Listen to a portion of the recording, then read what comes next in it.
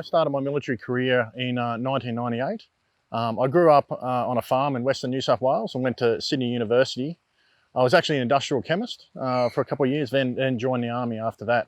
I was very lucky. In my first year as a lieutenant, I deployed on Interfet with 3RAR, one of the Royal Australian Regiment battalions. From there, I've had a number of postings in SO Command and in Army Headquarters in Canberra. It was an absolute privilege to be selected at the beginning of 2018 to be the commanding officer of the Pilbara Regiment in Western Australia.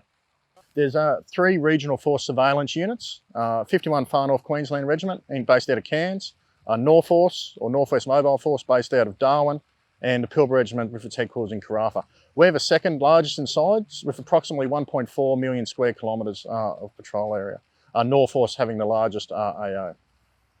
We have our AO extends from our Port Hedland depot down to Geraldton and inland all the way to the Northern Territory border with Western Australia. So it's a substantial block of territory and also some of the most harsh and rugged country in Western Australia. So it does present a challenge when we're patrolling in our area of operations. So from the coast is approximately nearly 2,000 kilometres of coastline in our AO.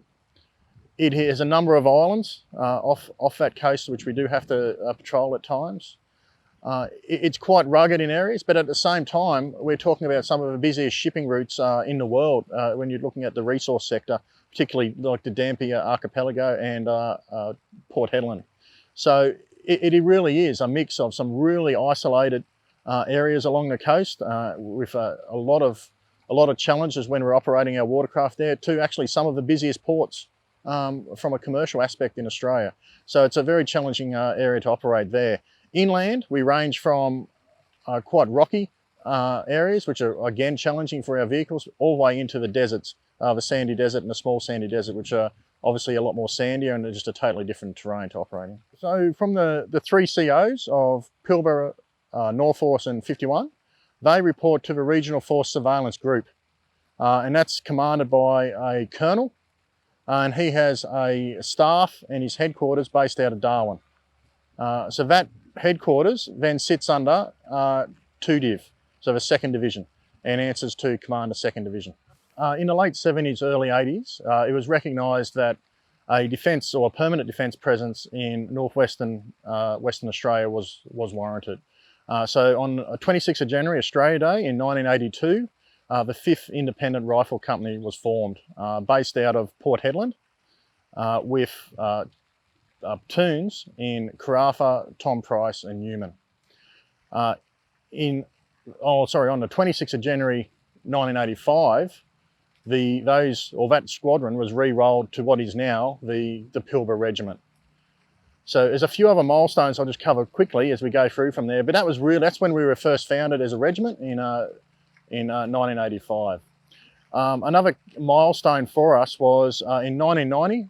Although originally we were mandated to do land-based reconnaissance and surveillance, in 1990 we incorporated a littoral capability, or to operate in the river systems and the ocean close to the coastline throughout the Pilbara.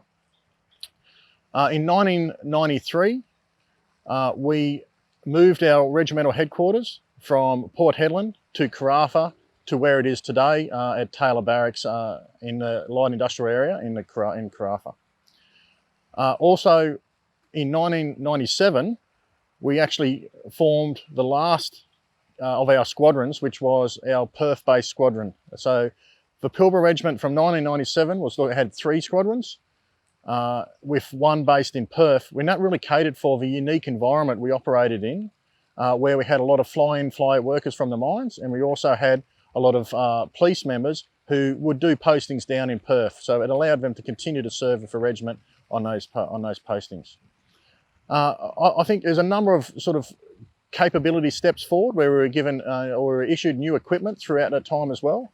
Most recently, the Mercedes-Benz G-Wagon 6-wheel patrol vehicles, or our surveillance reconnaissance vehicles, provide an amazing capability for us.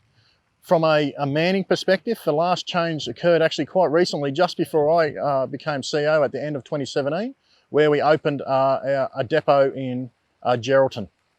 So we expanded our area of operations down from Carnarvon. So just to give a quick summary of what we look like now, we've got my regimental headquarters in Carafa. We've got one squadron with its headquarters in Port Hedland, and it has depots in Tom Price and Newman, and a troop also in Carafa co-located with my headquarters. I've got two squadron with its headquarters in Carnarvon and depots at Exmouth and Geraldton, and we've got three squadron based down here in Perth. So we are an infantry unit. Our background is infantry, and the writing on our insignia is scarlet red to signify our linkage to an infantry unit. But at the same token, we're definitely not like a regular infantry battalion. We have infantry, our members are trained in infantry skill sets, but in addition, we also train them in a number of other aspects to operate in some really remote areas. And some of our vehicle TTPs or training techniques and procedures are slightly different as well. But we're not a traditional infantry unit. We have a different role and task. One of my favourite photos actually, in which we use when we're giving a unit brief, is a picture of one of our ladies in an observation post. And it really signifies what we do. So the rifle, the Steyr, is just down right next to her, in arm's reach, ready to use. But she's sitting behind our camera. Because what we do surveillance and reconnaissance, remote area reconnaissance and surveillance. That's our primary role. And I think it's a beautiful picture just to summarise that. We do have a role, and we do need to maintain our infantry skills, but our primary role is remote area reconnaissance and surveillance, and the use and proficiency of image capture. As a regional force surveillance unit, we're what I would call an integrated unit. So we've got more full-time members than a reserve unit, but we obviously do have a lot more reservists than, say, a full-time unit. So it's sort of a mix between a full-time and reserve unit. I've got approximately 15% full-time members with 85% reservists. My full strength is just under 400 if I'm fully manned, with approximately 62 full-time members, and obviously the remaining members being reservists. At the moment, we're operating just under that, so we're always obviously looking for more reservists to join us to get our numbers up. We're operating just around about the 300 mark at the moment. We definitely have elements of infantry training, so our basic skill sets, our ability to operate in the bush, and we have elements of special forces training. We use our Zodiac insertion craft, and we do fairly long-range patrols in our vehicles as well in some remote areas. So there are elements of both, but I wouldn't say they're exactly the same. It's the RFSUs are their individual unit, and they've taken some of those skill sets and really adapted them to where we're operating. In particular, those skill sets are slightly different between each of the RFSUs, and that's just simply due to the nature of the terrain in which we operate in. Obviously, 51 operate in predominantly a much more jungle, island environment. Norforce, probably a bit of a combination of both, because they go down to Alice Springs or Centre Squadron, and the Kimberley Squadron. And the Pilbara Regiment is obviously predominantly more arid, less humid operating environment, but incredibly challenging from a distance-wise, and just the actual environment itself with rocky terrain, sandy deserts, and like fairly inhospitable coastline.